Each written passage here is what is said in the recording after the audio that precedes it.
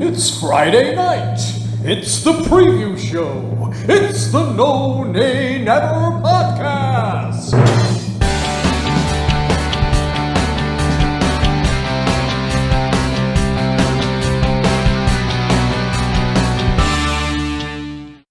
Hello and welcome to the preview show brought to you by the No Nay Never podcast. I am your usually absent these days host, Natalie Bromley, but joining me as ever is the main man himself, the absolute headliner of the preview show, Dave Roberts. Statman Dave, welcome to the show. Thanks, Natalie. Good to have you back. I didn't realise you'd gone part-time. Part-time absent, I think. I know, listeners, it's been a challenging couple of weeks at No Nay Never Towers, I'm afraid. I just think the backlog of Christmas fixtures doesn't just affect the players on the pitch.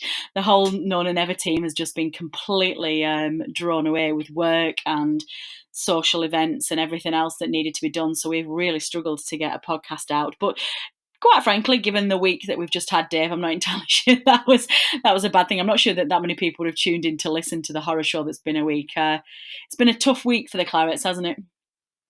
Yeah, 3 defeats in 8 days after 2 really good wins, and it's from one extreme to the other, doesn't it? We have a couple of wins, and we think we're right up there, and then it's back down again. So it's the nature of the Premier League to some extent. We know what it's like, and a win or two now before Christmas, and I think there'll be a few more rosy faces. But we've obviously got to knuckle down and try and get a result on Saturday first of all. Yeah, I think it's really important. To be honest, I don't think any of us were expecting anything from City at home and Spurs away. But I think just the fact that we lost a game that we were maybe expecting to win at home to Palace that first weekend, at the start of those 3 games, if we'd have won that like we think we would have done, it wouldn't have been, excuse me, anywhere near as doom and gloomy as it is. But yeah, I mean, it is one of those that fixtures can be quite cruel in the Premier League, like you say. But I'm just one eye looking over our shoulder. It's bunching up a bit at the bottom of that league. But let's hopefully we can get back to winning ways this weekend. So, of course, that is why we are here, listeners. We are previewing Newcastle United at home, Saturday the 14th of December at 3 p.m. Now, before we get on to the actual game itself, we have a small matter of a quiz question that we need to deal with. And Matt, who very kindly stepped in for us last week, and Dave asked the listeners a question being, who was Burnley's manager for our last away win at Spurs, which was a 4-1 win in the League Cup quarter-final in January 1983? Take it away, Dave. Yeah, the correct answer was Frank Casper, who also celebrated his 75th birthday on Monday this week. So happy birthday to Frank. Happy birthday. Now, did we get any correct answers this week at all? We did, and there was a little bit of a story behind it as well. I think our respondents knew this as well. Brian Miller had been Burnley's manager that season, and he was unexpectedly relieved of his duties on the eve of the game, effectively, leaving Frank Casper in charge for the trip to Spurs. Frank Casper stayed in charge for the rest of the season until John Bond took over in the summer. But our correct answers were John Robertson. He replied on Twitter with the correct answer. He knew the situation with Frank Casper and Brian Miller.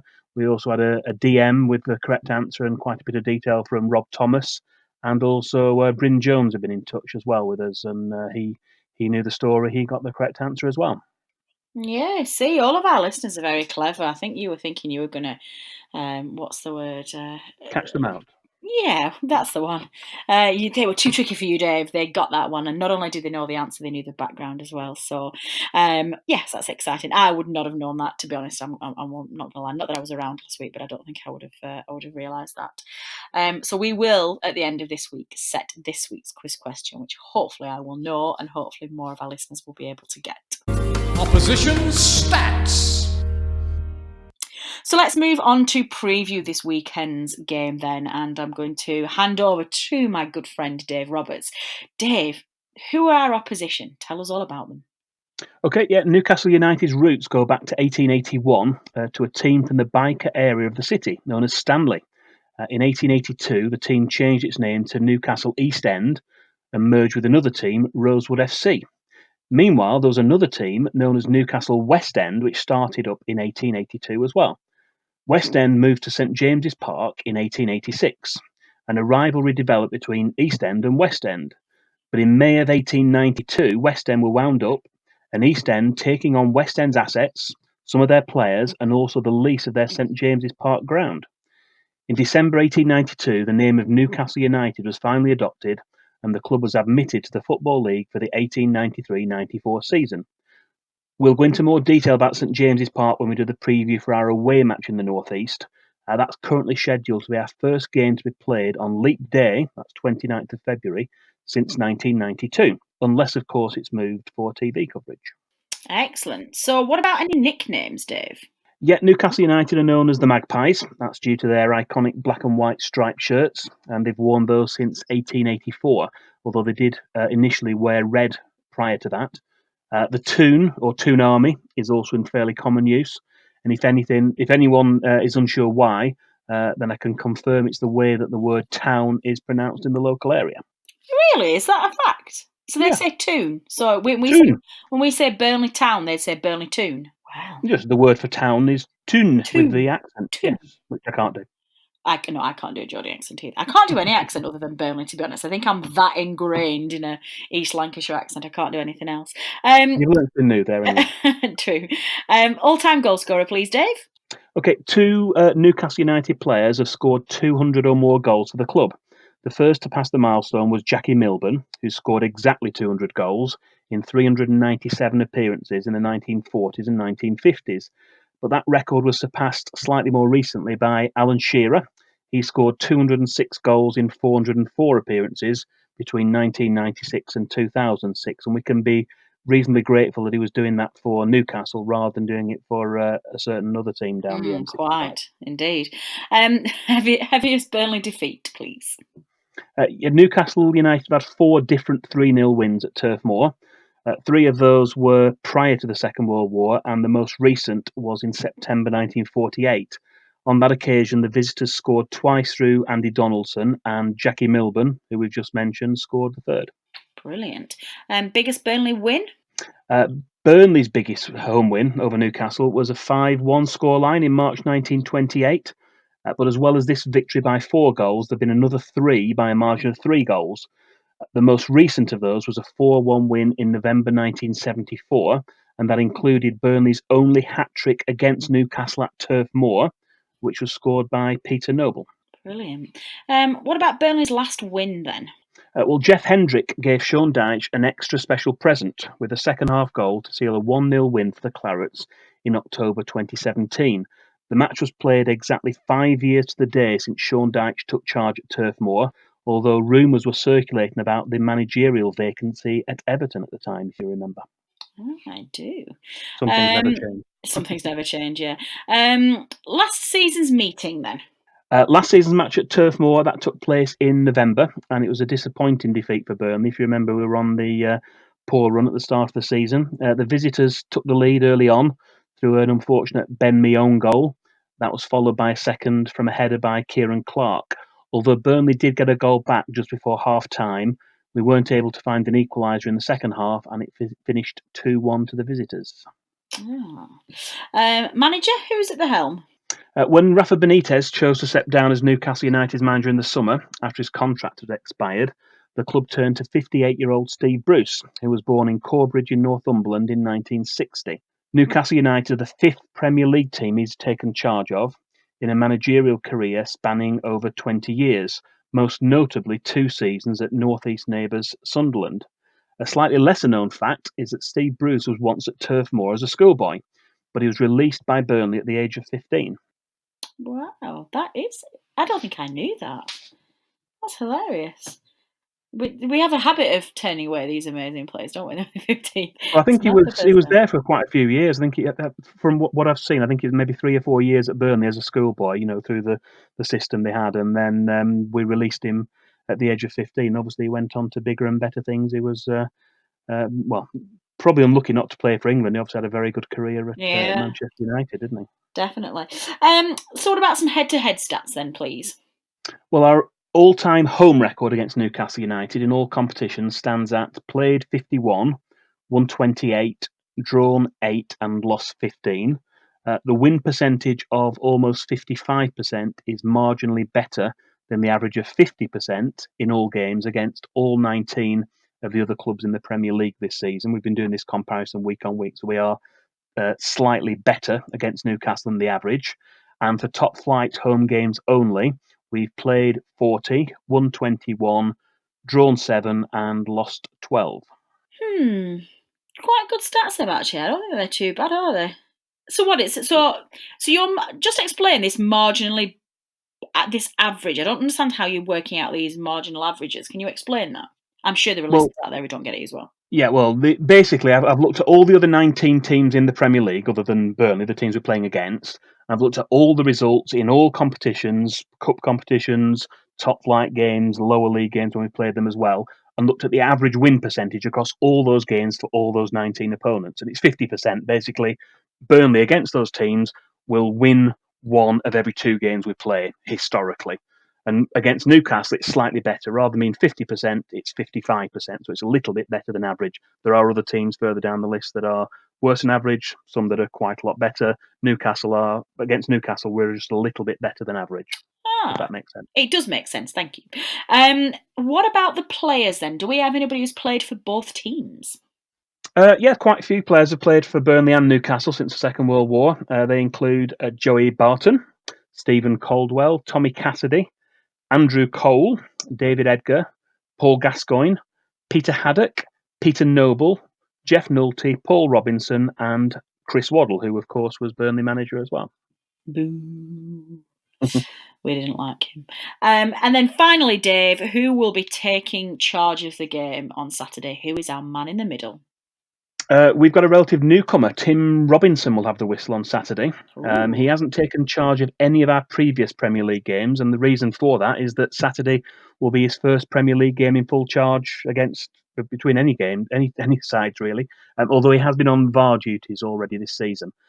He has refereed a previous Burnley game. He was the referee when Burnley took on Neil Warnock's Rotherham United and beat them 2-0 at Turf Moor in 2016. He awarded a penalty in the first half, which Sam Vokes scored, and then Scott Arfield scored our other goal towards the end of the match. So it's a rarity. We've got a referee who's given Burnley a penalty. And he's not going to be tainted by any bias either. Sam Vokes. I do like it when Sam's name gets mentioned. Statman Dave's Stat of the Week. Well, I'm pretty sure that that's not where we're going to leave that, Dave, because I know you and I know that fountain of knowledge. Why don't you delve deep into the bank of Statman Dave and give us your miscellaneous stat of the week? Yeah, we've got an excellent, interesting, hopefully, fact of the week this week. One that's quite difficult to believe. Wait until you hear it. Newcastle United's first ever visit to Turf Moor was for a second division match in October 1897. Back then, it was an occasional tradition for a celebrity to be allowed to take the kickoff at the start of the match. And a local entertainer and comedian called Witty Watty Walton had been chosen to set the ball rolling from the centre spot. However, after passing the ball directly to a Burnley player, 40 seconds later the ball was in the back of the Newcastle United net, finished off by Burnley's Walter Place Jr. The Football League took the decision to ban celebrity kickoffs shortly afterwards. Witty Watty Walton. Are you winding me up, Dave? Is this an actual fact? It's a well-known celebrity for many years, I think, a local comedian and entertainer called Witty Watty Walton. Music hall, and I think that obviously lots of appearances at the Burnley Empire when that was still up and running. I think they've got a campaign to try and reopen that, haven't they? Try and get that redeveloped. But it's all there in the Burnley Express and press from the time about this incident. That it wasn't a common thing, but it did happen from time to time. You can't imagine it now for a league game to allow someone to kick off. I mean, it happens in I don't know, celebrity matches and testimonials and that kind of thing, but not for a league match. Not surprisingly, it was kicked into touch and didn't happen again after funny that. That's hilarious. That is a good fact of the week. It really is. I like that one, Dave. So generally speaking, how are you feeling about the game at the weekend? I mean, obviously we touched on this at the foot of the show. It's been a disappointing 7 days for our boys, but I don't know how I'm feeling about Saturday. Believe me, I saw all 3 games and I made the depressing trip down to White Hart Lane, the new Spurs Stadium, which I have to say is pretty impressive. I have to say it's beautiful, beautiful. It should be for £1 billion. It is, but and I'm sorry to be Debbie Downer on this one. The logistics and the infrastructure for the travel is incredible. You got straight to the ground. The trains from Central London are so easy. You get to the ground within 5 minutes. It's brilliant. And then you just met with this imposing, incredible stadium that's just, and then you literally, it takes your breath away. It's beautiful. But the logistics of getting into the ground are absolutely awful. I know that I think there was, I think everybody from the team was from Nona Never was down at the game at the weekend, and we were all texting as we were trying to get into the ground because we were trying to find each other, and everyone was having the same problem. Everyone was just like, "This is ridiculous." Just being pulled all around the stadium to get around the other side. It was difficult to get a drink, and it was just.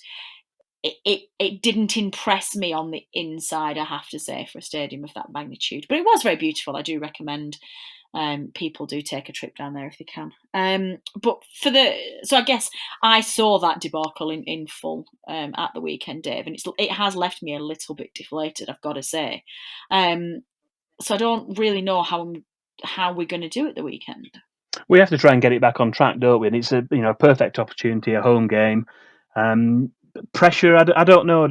It's hard to say what the pressure's like within the squad. I think there's certainly pressure from the fans. I think there's nervousness, isn't there, now after 3 defeats? But we have been able to get our game together and play some good matches, get some good results so far this season. So it's been a bit Jekyll and Hyde to date. We've had sort of really good runs, then a bad run, 3 defeats, then a couple of good wins, then another 3 defeats. So it's been all changed. Burnley just need to get back on track. And Newcastle have done reasonably well, haven't they? They've had a reasonable run the last couple of games. So it's not going to be an easy match at all. I think we just need to get on our A game, hopefully get our noses in front and take it from there. Yeah, I think it is easy to say that. And of course, that is what we need to do. I'm just not entirely sure where we're going to get our mojo back with so many players out injured. I mean, a central midfield, Dave, without Ashley Westwood in it just looks really, really toothless. And we're just getting completely overrun in midfield. And that, to me, is the biggest problem. Yeah, we've missed Ashley Westwood, haven't we? I think we saw how we did the second half of last season and the first part of this season before he was obviously suspended and then injured. And I think some people perhaps underestimated what role he did have in the team. I think he's sort of a dynamo in there, keeping things together, and we really have missed him in the last 3 games. So it's a difficult one, isn't it? We need to make sure that the other players coming in can step up, and we need to put a performance together that we know we're capable of. And we haven't really done that in the last 3 games. I think we weren't as bad against Crystal Palace. They came to frustrate us. They had 2 shots on goal and 2 shots on goal and 2 goals. So they were very clinical in what they did. Manchester City were Manchester City, and we never really got going in that game. And obviously, down at Tottenham, being behind 2 goals behind so early on, it was always going to be an uphill battle. So I think the key is going to be to start well on Saturday. That's going to be the key. And crowd stay with the side, get behind the team from the get-go as well. Well, fingers crossed. Let's see if we can get there. It would be very nice, like you said, to get our season back on track. Fantasy Premier League update. So moving on, let's have a look at the much loved, much credited? No. Coveted, that's the one, guys. The much loved, the much coveted, and the very competitive Nona Never Fantasy Premier League. Hit us up, Dave. What's been happening in the league in my absence? Am I suddenly top? Surprisingly, no. Oh. No. When Matt and I recorded the previous show for the match at Spurs, we were still in the middle of game week 15. So this week's update incorporates points from 2 full sets of matches. We were kind of halfway through when we did the last preview show. And it does mean there have been 1 or 2 moves from some of the familiar names towards the top of the No Name Never Fantasy League. Leading the way with 966 points now is John Sutcliffe. He's gone back to the top. Bennett Howarth is in second place, just 3 points behind. And Tall Paul, we might find out what Tall Paul's real name is one day. It's not his real name. He's got a moniker in there. Another 3 points behind that in third place. And I think we can safely say we'll see several managers break through the £1,000 barrier. Hey, whoa. I didn't know this was for money. I would have paid much more attention if I'd have known there was monetary value in this. Which brings us to the race for the wooden spoon. Oh, la. Go on. Your team, Natalie, seems to be entrenched in the bottom three with an overall points total of 633. And although my team did slip a few places back down to 135th, it's still 100 points clear of the bottom three on 741 points. If I finish above you, Natalie, I'll be happy. Yes, obviously. And once again, Richard Steele leads the way amongst our this season's podcast contributors. He's up in 5th place, doing really well on 946 points. Yeah, Richard Steele, 944 points. Nobody likes to show off. So I'm in the bottom three. Am I bottom? No, you're second from bottom. I'm not last. We're not going to name any other names down there to embarrass them. But fine, whatever. All you people, I don't understand fantasy football. I'm not playing next season. What about in terms of a dream this team? season? Then? Dave Roberts. Ouch, that stung. Moving swiftly on. What about the players, Dave? Who was in the dream team? Well, no Burnley player did anything to get near the dream teams for either of the last 2 game weeks, and let's hope we can see a turnaround for any managers who selected any Burnley players in their team. It's a close run thing for the overall top scoring Burnley player now. James Tarkowski and Dwight McNeil are both on 57 points. Nick Pope's on 56, Ashley Barnes on 54, and Chris Wood's on 53. So there's a real contest going on there with the Burnley players for who's the top scoring player. But Leicester City's Jamie Vardy, who doesn't seem to be able to stop scoring at the moment, he's still the highest scoring player overall with 128, and that's more than 19 more than any other player. God, what a season he's what a season Leicester are having, to be fair. It's they're very annoying. I wish they'd. It's a shame really that Liverpool are about a squillion points ahead, because I would quite like Leicester to be in contention for the Premier League again. That would be nice. Okay, well, we'll be crunching the numbers again after this weekend's matches to bring you yet another Fantasy Premier League update in next week's preview show. And I will have moved up about 162 places and I'll be in the lead. Statman Dave's quiz question. But finally, before we wrap up this week's show, Dave, we have a quiz question. Why don't you tell our listeners, what this week's question is? Okay, before this weekend, Burnley had drawn 1, won 1, and lost 1 of Sean Dyche's 3 matches in charge of Burnley against Newcastle at Turf Moor, and the Claret scored 1 goal in each of these games. We've already told you that Jeff Hendrick scored a late goal in the 1-0 win, and we did mention one of the other games, but I didn't give the scorer's name because I knew I was having this quiz question now. So this week's question is, which 2 Burnley players scored our goals in the home games against Newcastle in 2014 and 2018? Easy? No, it is not. I shall give that some thought. I certainly wouldn't be able to get. So if we were in a live TV quiz, I certainly wouldn't be able to name that. But how do our listeners then give us the answer, Dale? Let's see who does know this. Yeah, please get in touch if you do know the answer. You can tweet or message us on Twitter at @NoNayNever, or post on the No Nay Never Facebook page, or email podcast@nonaynever.net, and we'll reveal the correct answer at the start of our next preview show, which will be probably our last one before Christmas, won't it? It will be, yes, next weekend for sure, and we'll see what we can preview before the weekend's festive fixtures. Also, don't forget, guys, that there is collection points around Turf Moor for the BFC in the Community Kitchen Food Bank with members of various Burnley football supporters groups helping the initiative. If you can spare a tinned item, a long life milk or juice, tea bags, instant coffee, toiletries, anything like that at all, then please take them along to the designated collection points around the ground before kick-off. The festive period is one of immense stress and pressure for families, especially those who at the moment are struggling to make ends meet. And if you can afford to spare anything, I'm sure it would just be so gratefully received. So if you can, you know where they will be. Take them along at the weekend, and let's see if we can make a difference to the Burnley family. Now, that's everything that we have time for this week. This has been, as ever, our lovely preview show, which I do very much enjoy recording, but I could not do it without the absolute genius and the hard work and effort that Statman Dave puts into the show. Dave, thank you so much. It's a pleasure as always, and you just smash in this show. It's fun to do, Natalie. Oh, I enjoy it. Good. Thanks as ever to Matt, of course, for producer Matt, for knitting all of this together and getting it out tomorrow for your listeners. But thanks as always to you for downloading and listening this episode. Your support is very much appreciated, and we would not be here without you. We will be back, hopefully, finally, with a new show on Tuesday with the analysis from the Newcastle game at home, and hopefully talking about a much more positive result than we have been doing. And then Dave and I, as we say, will be back next weekend for the preview show to start looking at the festive fixtures. This has been the preview show brought to you by the None and Never podcast. Until next time.